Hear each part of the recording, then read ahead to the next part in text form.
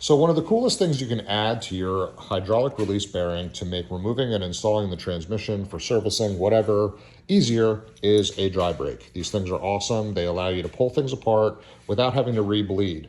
There's some kind of voodoo magic going on inside that quick release connector that doesn't allow air to get reintroduced to the system when you put it back together.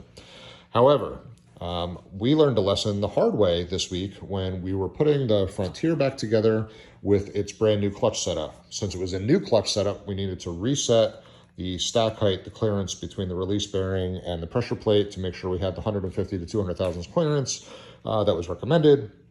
And one of the ways you do that is you measure from the bell housing down to the clutch fingers. You can find plenty of videos on how to do that online.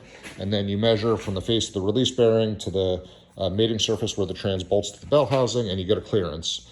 And in order to get this particular measurement correct, you need to push the release bearing and make sure it's collapsed fully all the way at the bottom of its travel. Well, fun fact, something we didn't realize while working on it, feels dumb now, but if you have a dry brake on the system and you try to push the release bearing in, it's going to feel like it's bottomed out, but it's not. The hydraulic fluid is locking up the slave cylinder behind it.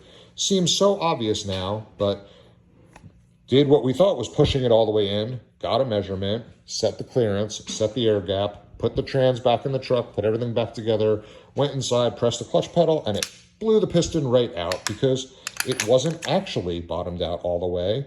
There was fluid trapped behind there because of the dry brakes. So dry brakes are cool for certain things, but if you're going to actually replace the clutch and you need to reestablish your stack height, you do need to crack the bleeder and let the fluid out from behind the piston so that you get a correct measurement and you don't over travel the slave like we did and create twice as much work and have to overnight a piston kit for your slave cylinder so you can rebuild it and a bunch of other fun stuff. So lessons learned, and I hope that the difficult lesson that I learned helps you avoid a similar problem in the future. All right, thanks guys, talk to you later.